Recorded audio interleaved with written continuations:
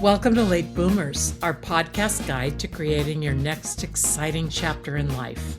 I'm Cathy Worthington. And I'm Mary Elkins, and we're so glad you're with us today.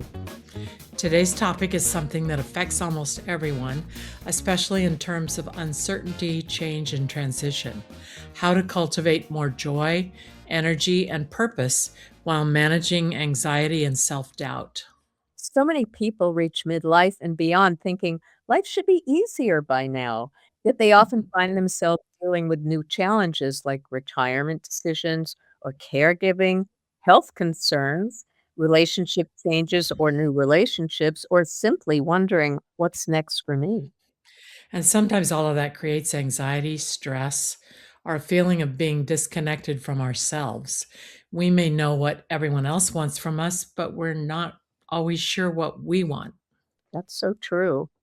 But the good news is that self-awareness is a skill that can be developed.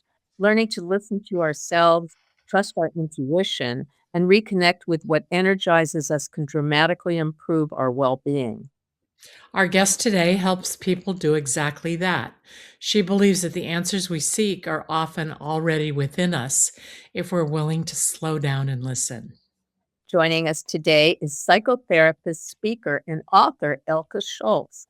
Her book, Loving Your Life, explores how we can better understand ourselves, overcome limiting beliefs, and create lives that feel more authentic and fulfilling. Elke, welcome to Late Boomers. Thank you. Welcome. Thank you. Your book is called Loving Your Life, which is such a powerful concept. What inspired you to write it, and what experiences led you to explore this topic so deeply? I always knew there was a book in me. And what had happened was I was facilitating art workshops, and I noticed this was before I got my degree in psychology. What I noticed is these great conversations that we were having and community. So I'd go back and I'd write more on my computer. And then I ended up writing articles for other books and magazines. And I was fascinated by these conversations from all of us as a group when we would sit and do art. And there's this connection and community that would happen. After a while, I had enough for a book. And that's how it began. So, and it was quite something to think about the title. And I think part of it was about creativity, coming back to our creative center and how we get bogged down. So this creativity that's in us gets piled with society's shoulds and musts and whatever labels, all these things that you bring to light, and then we forget who we are and we become unhappy. And so what I learned was, as we were being creative, even when I was teaching children and any age, their eyes would open up to the world and their language would change after these workshops. And that's what really, it was interesting to me, because people came back and said, you know what, I didn't realize that the roads are pink. And I said, yeah, because we have pink quartz in our pavement. Oh, I didn't realize tree trunks had colors in them. Yeah, they do. Because they were staring and slowing down, they really saw the world in a different way. And I thought I was creating a model, and I wasn't. This learning strategy that's in the book is actually a famous learning model, though I discovered it by experience and with what I was discovering. And that's what led the book. And then, of course, there was the, what would you say, the proof or the criteria behind it. Yeah. Love to hear more about it. Many people, as you said, we forget ourselves, and so many people spend years ignoring their own needs or instincts, maybe because they have children or grandchildren or lots of things to do, jobs. But when you talk about listening to yourself, what does that really mean and why is it so important? That's a big question. So I'll start at the beginning. When we were born, we knew what felt good and what didn't feel good. It was very simple. So, a wet diaper, being hungry, cramps, we'd cry if we were warm, fed, swaddled, cuddled. That felt good. We were content. So, our yeses, our nos, our feeling good, our a higher energy was very clear, even though we didn't have language for it, our bodies knew. What I've noticed, and I've noticed it in myself as well, of course, is as little children, and we hear parents and teachers, and it's not ill meaning at all, the more lack of awareness. Let's say a mother is hurried, and my mom did it too. She said, "You're not hungry, you just ate." Well, kids are always hungry. We're always hungry. My brothers were always hungry.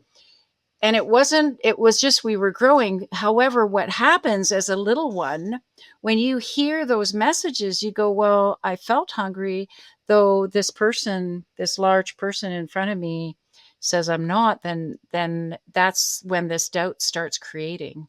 Don't cry, it doesn't hurt, get over it. You should be over it now. All these messages, and it's society, you're fine. Oh, don't worry about it. A lot of negating, and what happens is this maybe place gets very big, and the yeses and nos, or the lifting of energy and the compression, they're always there when they're extreme. However, our culture perpetuates maybe place, and that of course creates self-doubt, questioning. We even have cartoons, right? The one chattering on the one shoulder and the other chattering on the other shoulder. We all have that. Yeah, Yeah. we start Yeah. listening. There was Mm. this show on TV when I was a little kid, and one had an angel on one shoulder and a devil on the other, and they were both talking at the same time, and you're like, "I don't know." Right. Mhm. Right. And yeah, it's that off with your head, right? We're in our heads. Our culture generally is very left brain, very head thinking oriented, and we forget about what's going on in our bodies. Yeah. Yeah, well, for listeners who might not know where to begin, could you share a simple practice that they could use to start hearing their own inner wisdom more clearly? Yes. And Good. yes. Great, So great answer.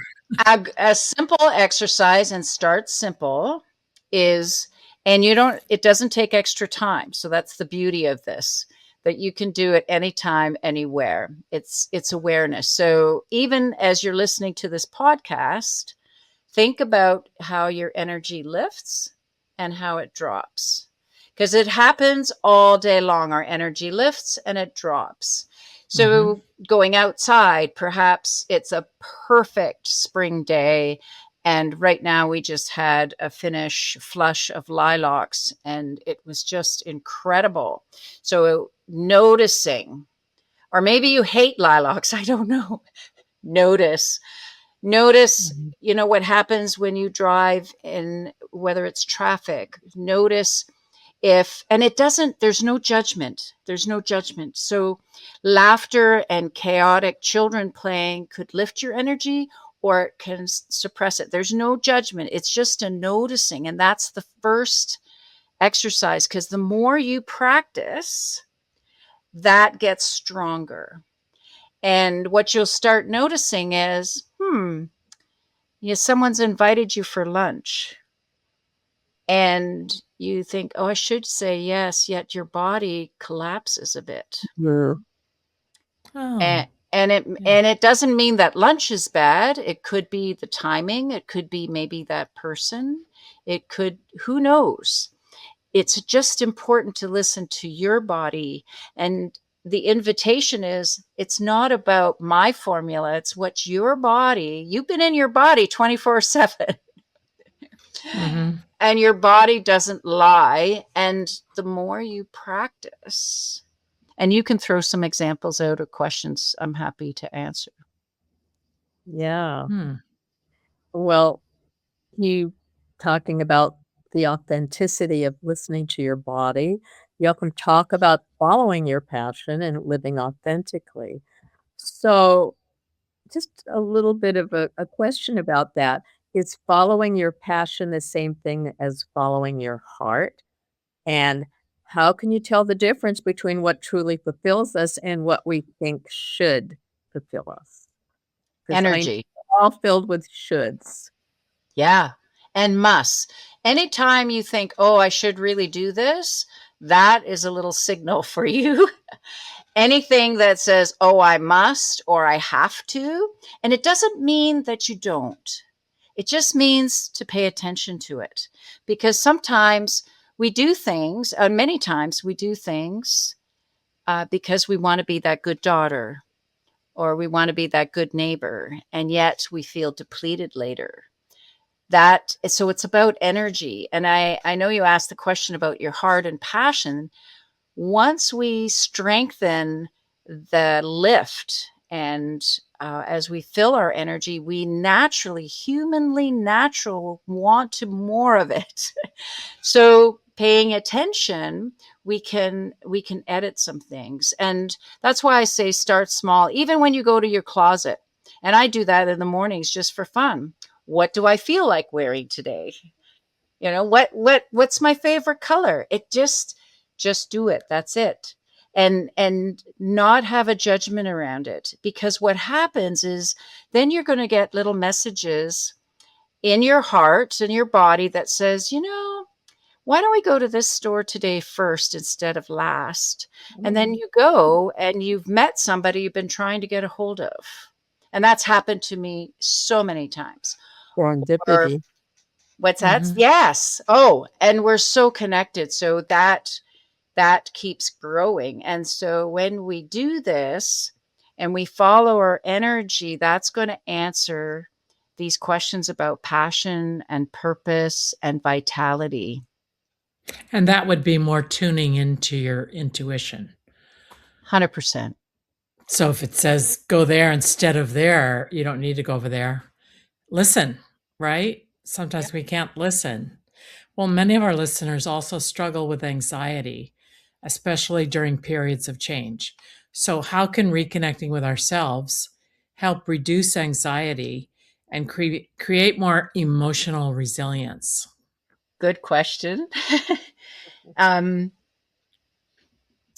so anxiety is actually a gift. And I just want listeners to know that I struggle and have struggled with major anxiety.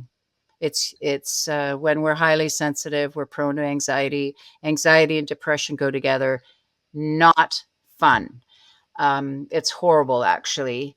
And so that got me started on this path of, again, listening to my body. And anxiety, when someone, first said, well, that's a gift.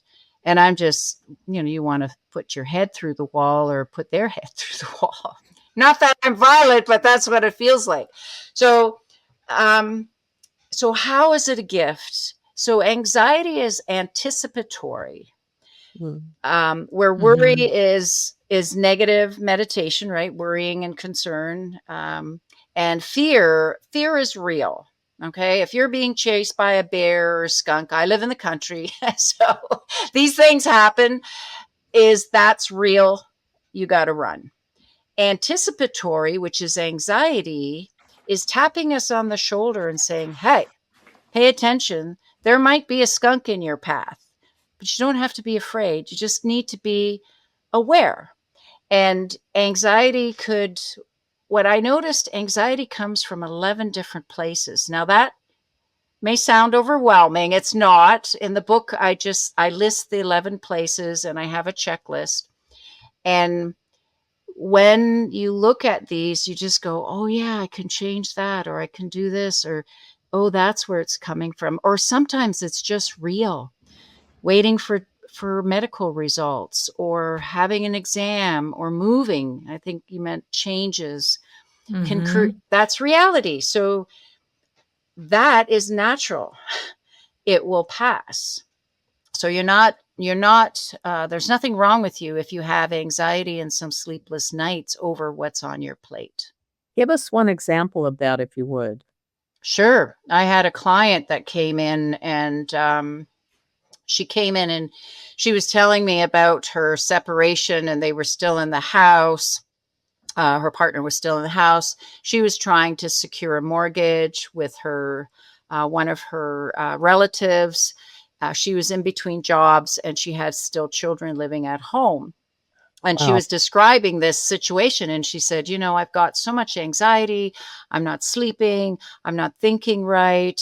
I feel like something's wrong. And I said to her, I said, everything you told me would give me anxiety too. Yeah. There's so much uncertainty in your life.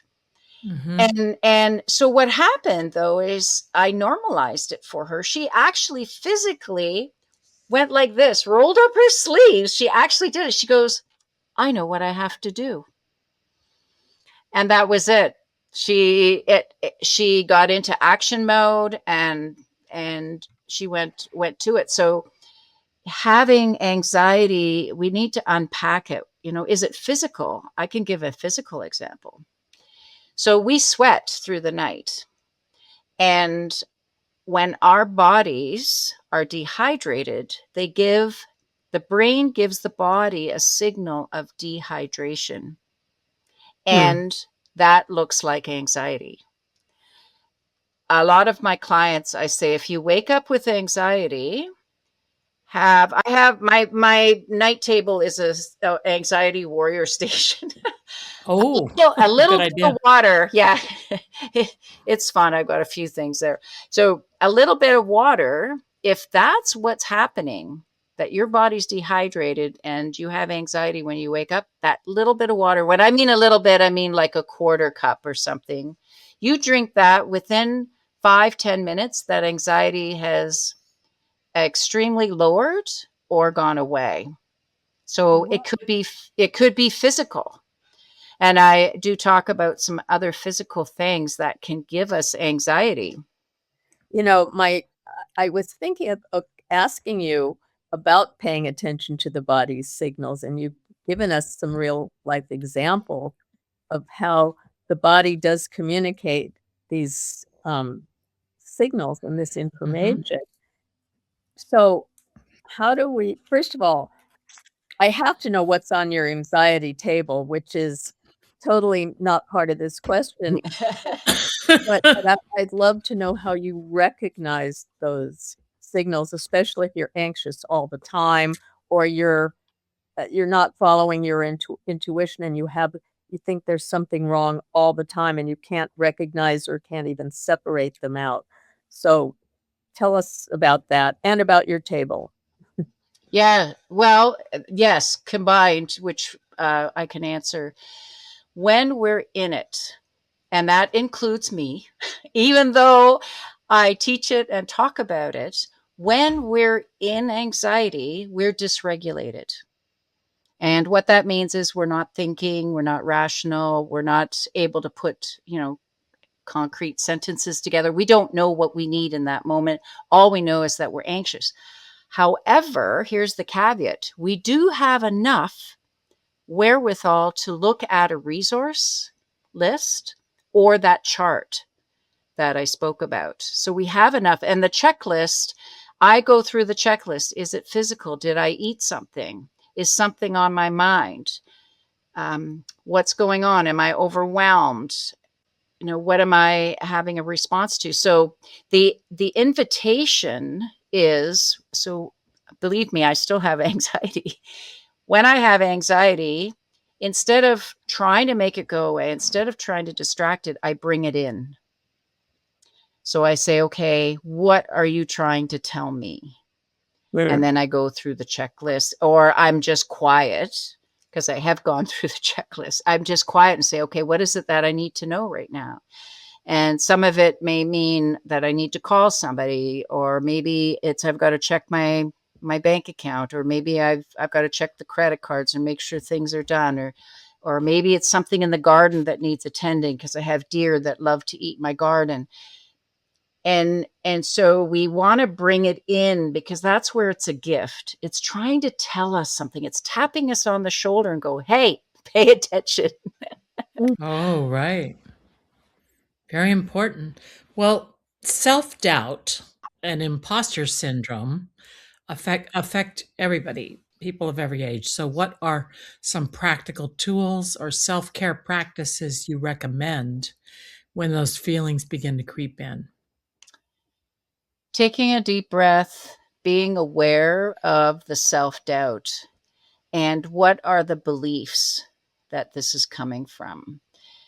And the the hard part, I think, in our culture, and you've done a lot of reading and studying. We gotten the message we're 3 purchases away from happiness. We Oh, were told freedom 55. Like, we're told all these messages, and magazines now are changing a little bit. However, one in, I don't know, 5 million look like that. The rest of us don't. Oh, yeah. And so the messages is always about we're not thin enough, we're not this enough, we're not this. Like, we're getting these messages all the time. And our mothers got those messages, and it comes everywhere. And it's being aware. So that self-doubt. And here's the thing is, I'm a therapist, and I still go to a therapist when I need to because of mhm. that. It's learning those messages that we got as we're growing up and as we're in this culture. And the self-doubt, it's constant. This, you're not enough. And one of the things too, and this is why I love the opportunity of a podcast, is that I follow different coaches and mentors, and you know what I love is when they sit there and say, when I feel self-doubt, when I hear these voices, and they've been coaching me, and I'm just going, wow, you still have them. We all do. And Mhm. to just realize that we're not alone, and that we've got to reverse the self-talk, that Mm. that's practice. Yeah. and And I and feel bad for kids now because it starts so young because they have these devices that they can see all these people on Instagram and TikTok, and they're all, whether it be like Yep. trying to get tan without sunscreen, because that's a craze among 11-year-olds now, and they've got sun damage. But they're getting these messages, and I'm so glad I got to grow up without social media, and I'm really glad my daughter made it through too. And Yeah. but now it's so frightening what all the bombardment of bad messages, negative messages. 100%. And part of the reason, there's a psychology, is why the negative messages are so addictive. My brain is always looking at why are we gravitating to this? Why is this addictive? And Yeah. there's Yeah. part of our old brain, and especially in men, women too, is the mammalian brain. The old brain is saying, I've got to listen to this because I need to know if I need to keep my family safe. Is this a danger? And once you recognize that, then you can step back. And a lot of my mentors now are saying, don't even watch the news. They just stop because it's a business. Yeah, I've heard And that many times yeah, from and people. while they're being more and more blatant about it, which I'm happy about. And you're right about the social media. Here up here too, it's the same. They're starting now We that the should kids. say Elka is in Canada. Yeah, Yes. we didn't say that. Well, we're neighbors. And in Canada, and I don't know how it is in the States, but the children now in Ontario cannot bring their phones in the classroom. In some states, some cities and schools, that's the way it is now, but not everywhere, and No. not in California where we are. Yeah. And it is toxic for kids because they're not getting a real picture of life. And I grew up outdoors Yeah. and in nature. So, yeah. Yeah. Yeah. Well, as a psychotherapist, what are some of the most common misconceptions people have about happiness and personal fulfillment? Fulfillment. Yeah. When I was in my last big pit of depression,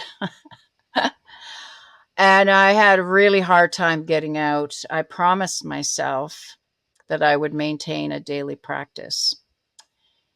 And that what I came to was that gratitude is the quickest way to happiness, not the other way around. Mm. And I've had a very regular gratitude practice for over 20 years. I started with a tiny, tiny book so that I would do it because I promised myself that I wasn't going to go down that pit anymore. Is this a And well-known book? no, this is just a little tiny notebook It's a journal. that Oh, just a little journal where I started listing my gratitude, and it's grown into actually I have a very big one now. wow. Can And you define your idea of gratitude? Because I think for me, I have to really feel it. And I can say, oh, I'm glad I'm alive. And yes, I am. But do I really feel it to make a difference? How do you get there? that's a beautiful question, and I think it's very important because sometimes you don't feel it. And I wonder, do you remember Wayne Dyer? Yeah. Mhm. Yes. He coined the phrase "fake it till you make it." And when I started my gratitude practice, I didn't want to do it. I wasn't smiling. I didn't feel joyful, and um, that took a little while for that joy to effervescent. And then as it's progressed, what it does is it gives you a solid inner gratitude. So I just recently lost a beautiful, loyal dog. Oh, Oh Hmm. yeah, my buddy, and I'll try not to cry. However, there were days where and moments where you don't feel like dancing, you don't feel gratitude, and yet I still maintain the practice because the practice we can sit there and meditate and I hear you, Mary, is I can say, well, the sun is shining and be flat, just yeah, and so it takes a little bit of work.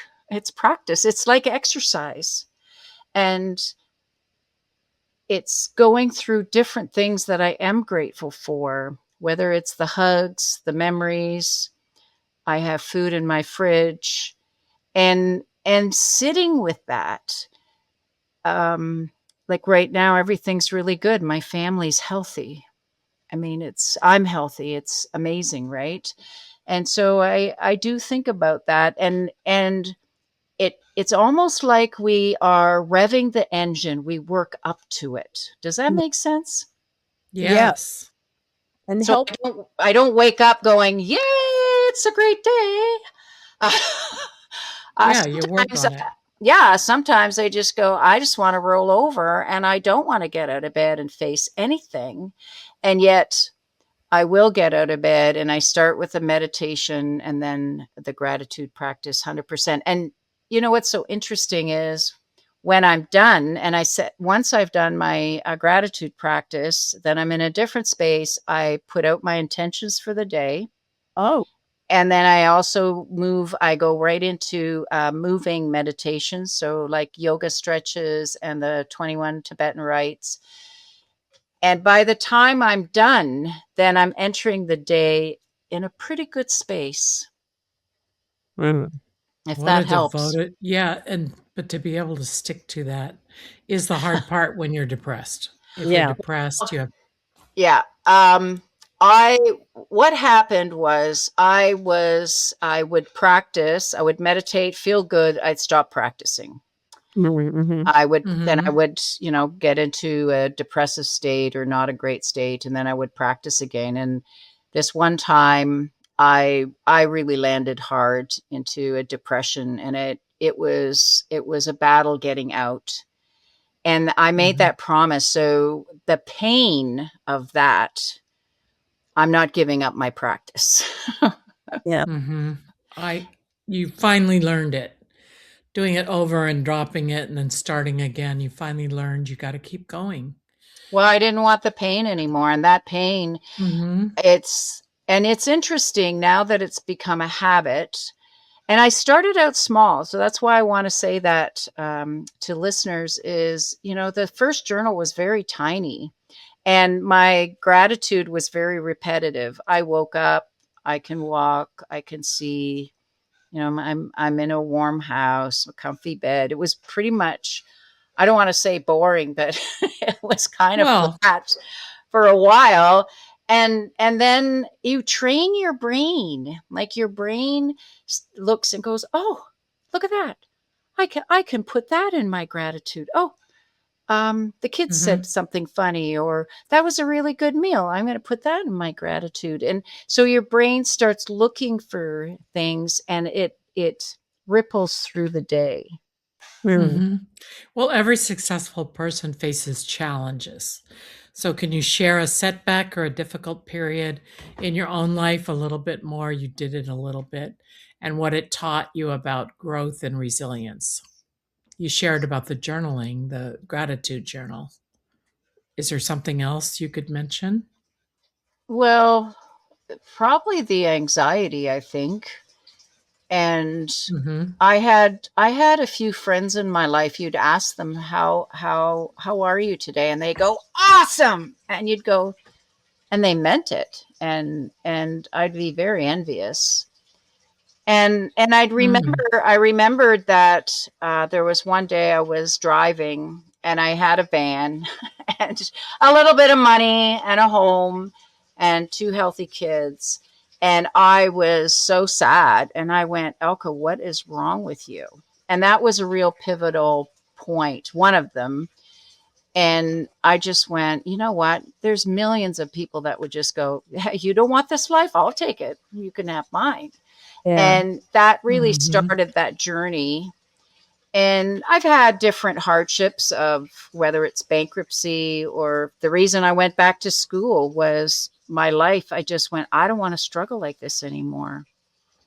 And mhm. I remortgaged my house. I rented my son's room out and went back to school.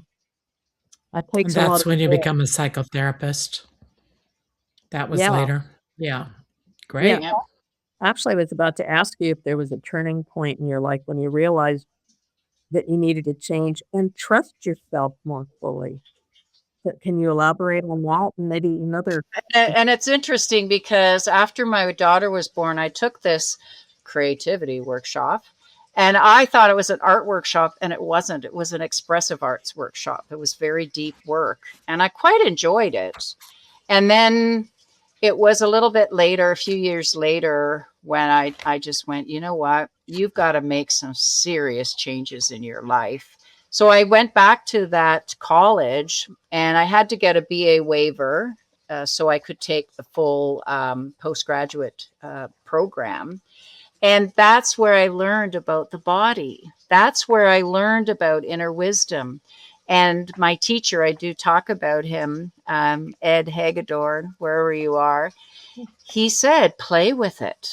And he said, what if you trusted your body and you were right? He said 75% of the time. I went, I'll take it because I'm wrong. Like, 90% of the time. Well, it's the opposite. You trust your body, you're going to be right. I'm going to say almost 90 plus percent So because your can you body, explain trusting your body more? Like, what are you talking about?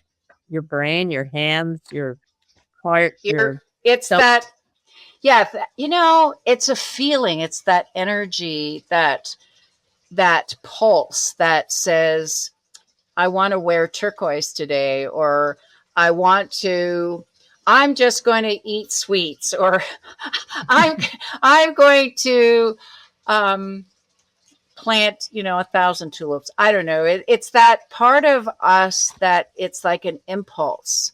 And it's listening again, when we talked at the beginning about listening to what raises our energy or what compresses our energy. And yeah, that I can, well, we don't have time here, but I do lead people through a meditation, and it's a good practice. And he said, just practice, keep practicing. And it did get stronger. And, Mm-hmm. and that was a big, big turning point for me, that there was a degree in expressive arts and that I could actually go and get it. So I did. Wonderful. How has your definition of success evolved through the years? Success. Did I say that? I said it. Yeah. Success. Wow. I think that's an that's something I still look at, and I look at what's my next. And success can look like I live in a beautiful home and my property is beautiful. And my kids, I think it's my relationships with my kids are really good, and they're beautiful adults, responsible, independent, and they're making babies. Oh, nice. Your grandma? Grandma, yeah. Call myself that though. Um, so yeah, I just say I'm a GG. I'm too young to be that. And we talked about that earlier. And yeah, so I think I'm answering the question. I'm not sure anymore. Oh, what you said about success. Definition of success. Did You it know, change? well, maybe. I think it got tweaked to health. I am like Mhm. crazy healthy. I have a lot of vitality. For me, success is being able to do anything I want. Maybe I'm Mm, not as fast anymore, or maybe I'm not lifting as much. That's okay. I think too, the success is that inner peace, that inner harmony. And do I have that every single moment? No. Mhm. However, I have it a lot. And relationships for sure is success. yeah, we all our definitions change of everything, but success certainly as we get older. Um, and I'm just talking about gratitude, grateful to be healthy, and that Yep. my parents always said, "Oh, the number one thing to wish for is good health," and I would say as a kid, "Oh, yeah, yeah, yeah, yeah."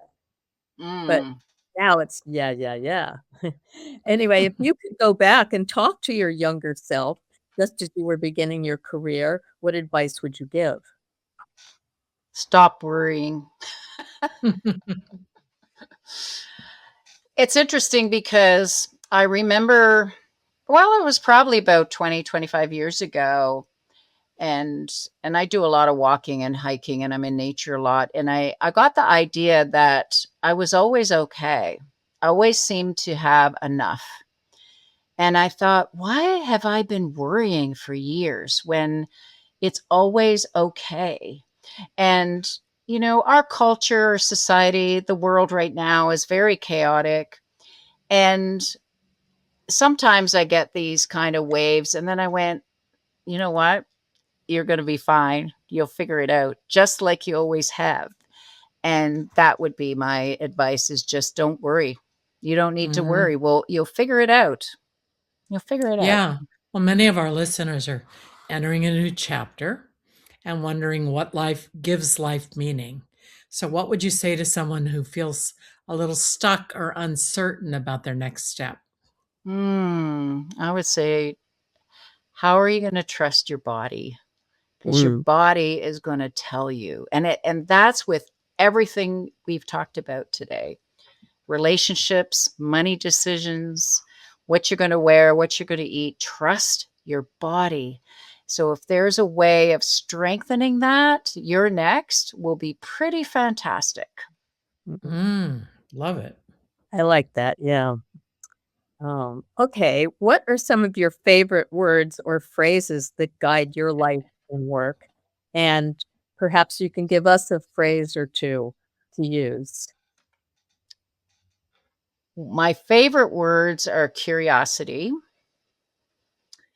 and practice. that if anything out of anything I've shared, it's about practicing, that we just practice. And the other, I have two, well, one main new word is grace, is to give myself grace. Yeah. I'm more into words, Love I that. think. Yeah, I don't know if I have a phrase. Well, my phrase that I put in my journal is shine bright, shine your light. Oh, Mm-hmm. Or your phrase that you can start with is I'm grateful for, and then it forces you to finish it. Yeah. That probably Yeah. works too, right? That works Well, great. if listeners remember only one message from our conversation today, what would you most want them to take away? Ooh. Two messages. One is follow your energy because your body knows. Like your body is the expert. And the other one is just practice. mm, Practice. that's great, great advice. And we didn't ask you a lot about your book, Loving Your Life. Can you Hmm. talk a little bit more about that and tell us where to get the book? And Eric is showing a picture of the cover Oh, of the book. yeah. That's for our YouTube viewers, and I love that cover. It's yellow with a big heart on it. And tell us where people can find your book and connect with you online and learn more about your work. Well, they can connect with my books on any platform, actually. And whether it's Amazon, there are also ebooks, Kobo, any of those, your favorite bookseller, they'll be there. And my website will direct you to that. And Anxiety. Well, my website is just my name, and I'm guessing it'll be posted here. So elkescholz.com. And they Maybe have, you should spell that. shall yeah, I? Okay, sure. And so it's